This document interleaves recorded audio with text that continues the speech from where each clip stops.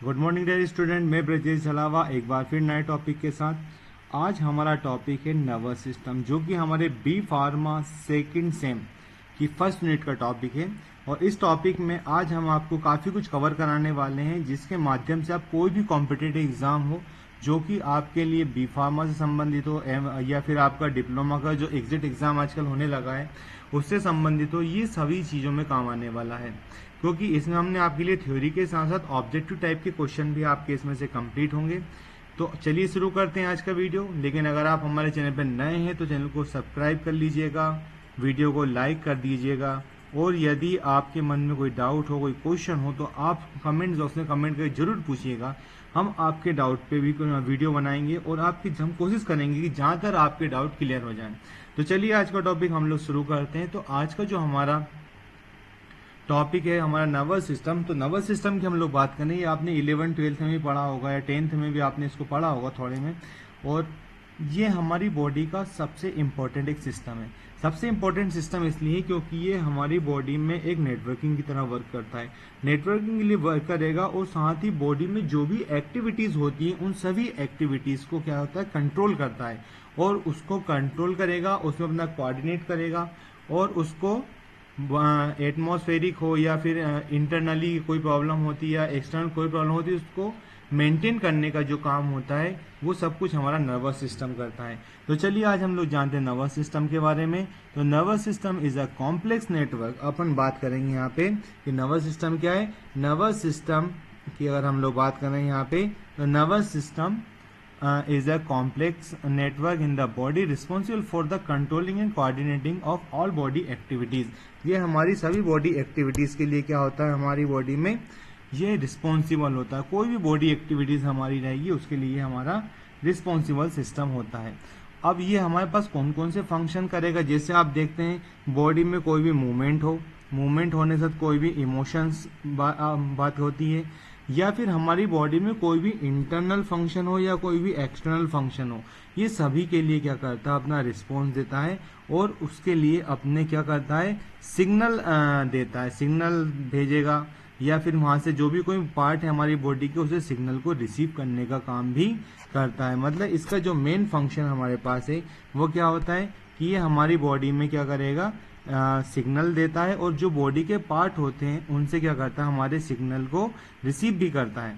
तो ये हमारी बॉडी का सबसे इम्पोर्टेंट सिस्टम है जो कि बॉडी के सभी फंक्शन को कंट्रोल करता है। नर्वस सिस्टम की अगर हम लोग बात करते हैं तो मेनली इसको हम क्या करते हैं कि 2 पार्ट में डिवाइड करते हैं। 2 पार्ट में डिवाइड करेंगे। इसके 2 पार्ट कौन से हो गए, एक होता है इसका सेंट्रल नर्वस सिस्टम और दूसरा होता है peripheral nervous system. Central nervous system को शॉर्ट में हम लोग CNS कहते हैं और पेरिफेरल नर्वस सिस्टम को हम शॉर्ट में PNS कहते हैं। तो अगर आपसे कोई पूछता है कि नर्वस सिस्टम क्या है, तो नर्वस सिस्टम आपको बताना है कि नर्वस सिस्टम हमारा क्या होता है कि एक बॉडी का कॉम्प्लेक्स नेटवर्किंग सिस्टम होता है जो बॉडी के सभी फंक्शन को कंट्रोल करता है। वो फंक्शन इंटरनल हो या एक्सटर्नल हो, सभी पे इसका कंट्रोल होता है। और ये बॉडी के डिफरेंट पार्ट को सिग्नल भेजता भी है और उनके सिग्नल को रिसीव भी करता है। जो सिग्नल आता है उसके अगेंस्ट में क्या एक्टिविटी देना है, क्या रिस्पॉन्स देना, वो सब इसी के लिए जिम्मेदार होता है। तो हम लोग बात करेंगे यहाँ पे नर्वस सिस्टम हमारा क्या होता है, 2 पार्ट में डिवाइड होता है। एक होता है सेंट्रल नर्वस सिस्टम जो कि मैंने बताया CNS, दूसरा होता है पेरिफेरल नर्वस सिस्टम जिसको अपन लोग क्या बोलते हैं, यहाँ पे हमारा PNS कहते हैं।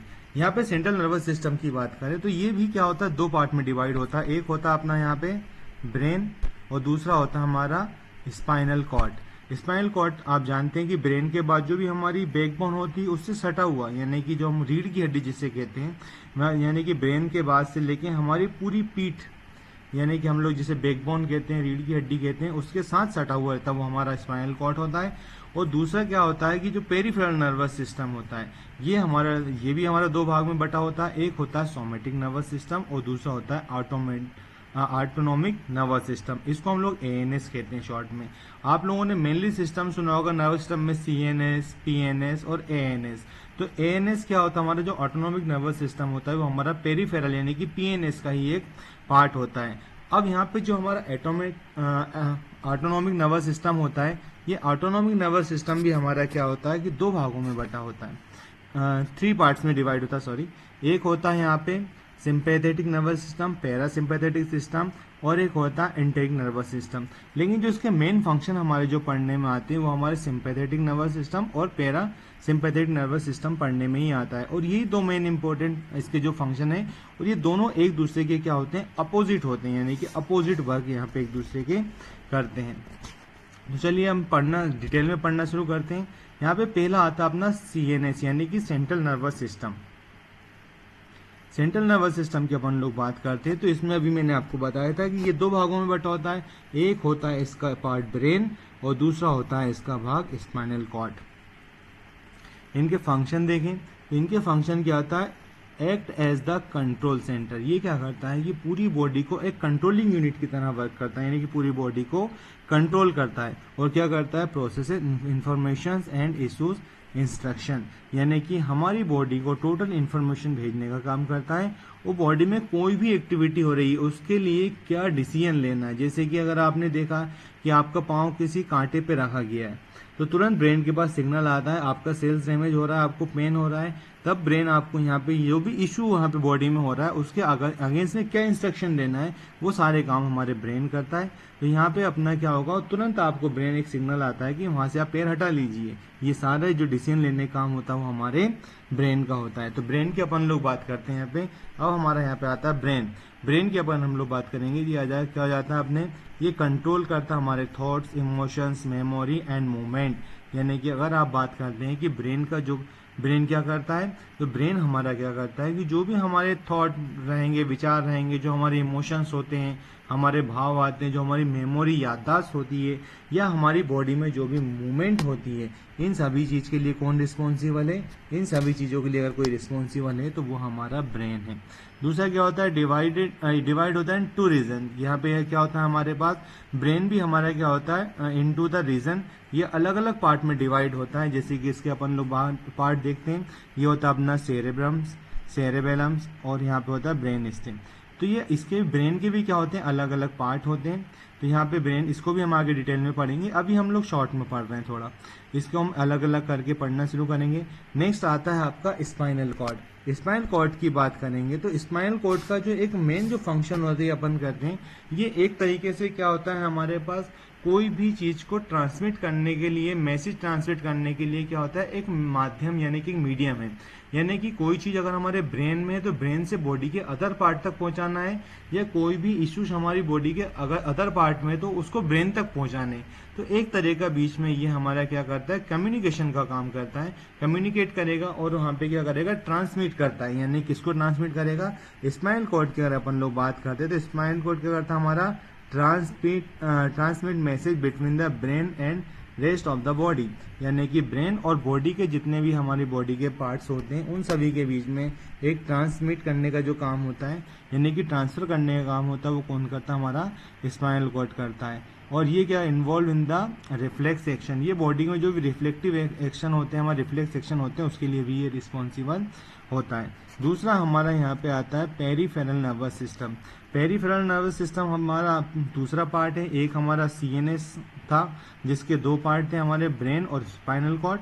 अब हमारा आता है पेरिफेरल नर्वस सिस्टम। इसकी अगर हम लोग बात करते हैं यहाँ पे, तो इसमें क्या क्या चीजें इन्वॉल्व रहेंगी, इसमें रहेगा all nerves outside the CNS को छोड़ने के बाद, यानी कि CNS में क्या था हमारा, ब्रेन और स्पाइनल कॉर्ड। अगर हम ब्रेन और स्पाइनल कॉर्ड को बॉडी अगर हटाते हैं तो उसके बाद जो भी बॉडी में नर्व्स बचती हैं वो सभी नर्व्स हमारी PNS सिस्टम के अंतर्गत आती हैं। यानी कि अब बाकी सब चीज़ें कायम होती हैं हमारी PNS में इन्वॉल्व रहेंगी। अब इसके फंक्शन की अगर हम लोग बात करते हैं, PNS का फंक्शन क्या है, तो ये क्या करता है, कनेक्ट द CNS। यानी कि इसका जो भी फंक्शन रहेगा कि जो बॉडी के जो भी मैसेज वगैरह होते हैं उनको CNS तक कनेक्टिंग करने का जो काम है वह करेगा, और जो हमारी बॉडी में जो CNS जो इंस्ट्रक्शन आ रहे हैं उसको बॉडी तक पहुंचाने का जो भी काम है वो हमारा PNS करता है। PNS की अगर हम लोग बात करें तो PNS को भी हमने देखा था कि ये 2 पार्ट्स में डिवाइड हो गया था। इसकी हमारी 2 डिवीजन कौन कौन सी हो गई थी, एक हो गई थी हमारी सोमेटिक नर्वस सिस्टम और दूसरा हमारा हो गया था autonomic nervous system. Somatic nervous system की बात करेंगे तो ये हमारी बॉडी में क्या करता है, कंट्रोल द वॉलेंट्री मूवमेंट, यानी कि हमारी बॉडी में मूविंग जो हमारे हैंड वगैरह की जो मूविंग होती है वो सब चीज़ इसमें काय में आती है, सोमेटिक नर्वस सिस्टम में आती है। Autonomic nervous system, somatic nervous system का मतलब रहेगा कि जिनको जो कि हमारी कंट्रोल में रहेगा। कंट्रोल में जैसे कि हम लोग हाथ उठाना चाहें तो हाथ उठा सकते हैं, पाँव से चलना चाहें तो चल सकते हैं, मतलब ये हमारे कंट्रोल में है। तो जो भी सोमेटिक नर्वस सिस्टम रहेगा वो हमारे वॉलेंट्री, यानी कि हमारे, इनको हिंदी में कहें तो अपन को ऐच्छिक कहते हैं, कि ऐसे नर्व सिस्टम है जो कि हमारे कंट्रोल में है। ऑटोनॉमिक नर्वस सिस्टम की अगर हम लोग बात करते हैं तो यहाँ पे इन्वॉल्ट्री एक्शन होता है, जैसे कि हमारी बॉडी में जो हमारी अनैच्छिक क्रियाएं होती हैं बॉडी में। अनैच्छिक से मतलब क्या होता है कि इन्वॉलेंट्री सिस्टम रहेगा, जैसे कि हमारी हार्ट बीट। हार्ट बीट की बात करें, हमारी हार्ट बीट हमारे कंट्रोल में नहीं होती है। डाइजेशन की बात करें तो ये भी हमारे कंट्रोल में नहीं होता है। रेस्पिरेशन की बात करें तो ये भी हमारे कंट्रोल में नहीं होता है। अब यहाँ पे जो हमारा ऑटोनॉमिक नर्वस सिस्टम होता है, ये हमारा क्या होता है, ये भी हमारा 2 पार्ट्स में डिवाइड होता है। एक होता है सिंपैथेटिक डिवीजन और दूसरा होता है पैरासिम्पैथेटिक। सिंपैथेटिक का मतलब इसमें दो हमारी चीज़ें आती है, फाइट और फ्लाइट। यानी कि आपकी बॉडी में जब भी कोई फंक्शन होता है जिसमें अपन लोग हार्ट बीट बढ़ जाना, या फिर आपके डाइजेशन डिस्टर्ब हो जाना, आपका इरेगुलर सिक्रेशन होना, जैसे कि आप लोग देखते हैं कहीं आप डर जाते हैं, फेयरिंग कंडीशन आ जाती है, तो उसमें आप, जैसे आप पे कोई प्रॉब्लम आ जाती है, एकदम से आप पे कोई हमला कर देता है, तो आप उससे या तो फाइट करेंगे, वो फाइट करेंगे, या फिर वहाँ से फ्लाइट करेंगे, या तो आप उससे लड़ेंगे या आप वहाँ से भाग जाएंगे। इन दोनों ही कंडीशन में जो जो हमारी बॉडी में चेंज होता है, जैसे कि आपसे कुछ ने डर गए आप एकदम से, तो आपकी बॉडी में क्या होने वाला है, आपका मुंह सूखने लगता है, यानी कि सलाइवा सीक्रेशन कम हो गया, यानी कि सलाइवरी ग्लैंड का सीक्रेशन इसने कम कर दिया। आपको क्या होता है, पसीना आने लगता है, यानी कि स्वेटिंग, आपको पसीना आने लगा। आपकी हार्ट बीट बढ़ जाती है, तो अब जैसे डर जाते हैं एकदम से तो हार्ट बीट बढ़ जाएगी। तो ये सारे जो सिम्टम्स हैं सब कहाँ के, सिंपैथेटिक नर्व्स के सिस्टम में। यानी कि हमारी बॉडी में क्या होता है कि हम लोग जब बॉडी हमारी, हम लोग डर जाते हैं तो जो जो सिम्टम्स आते हैं सिंपैथेटिक में आते हैं, और इस सब जो इसके अगेंस्ट में आता है उसको हम बोलते हैं पैरासिम्पैथेटिक, यानी कि हमारा रेस्टिंग फेस है। रेस्टिंग मतलब इसमें हम लोग रेस्ट, बॉडी रिलैक्स करती है, रिलैक्सिंग फेस है हमारा। जैसे कि आपकी डर गए थे तो आपका मुंह सूखने लगा, यानी कि आपका सलाइवरी ग्लैंड का सिक्रेशन कम हो गया था।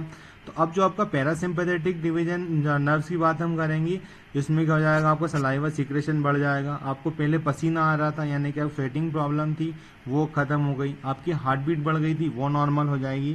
तो ये सारी चीज़ें हमारी कायम आ जाती हैं, पैरासिम्पैथेटिक डिवीजन में आती है। तो यहाँ पे सोमेटिक नर्वस सिस्टम की हम लोग बात कर रहे थे। तो सोमेटिक जो पीएनएस का एक पार्ट है सोमेटिक नर्वस सिस्टम, ये हमारा क्या होता है, वॉलेंट्री मूवमेंट कंट्रोल करता है, यानी कि जो कि हमारी ऐच्छिक हमारे कंट्रोल में, जिनमें हम लोग इच्छा से हाथ उठा सकते हैं, पाँव से चल सकते हैं।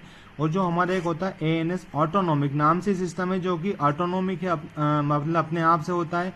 तो ऑटोनॉमिक नर्वस सिस्टम है, इसमें क्या होता है, इनवॉलेंट्री एक्शन होता है, जैसे कि हार्ट बीट जो कि हमारे कंट्रोल में नहीं होती, अपने आप बढ़ती है। आप डाइजेशन की बात करें तो आपका डाइजेशन आपकी इच्छा से नहीं चलता है, आपको सांस लेना है तो आप अपनी इच्छा से सांस नहीं ले सकते, आपको लेना ही है।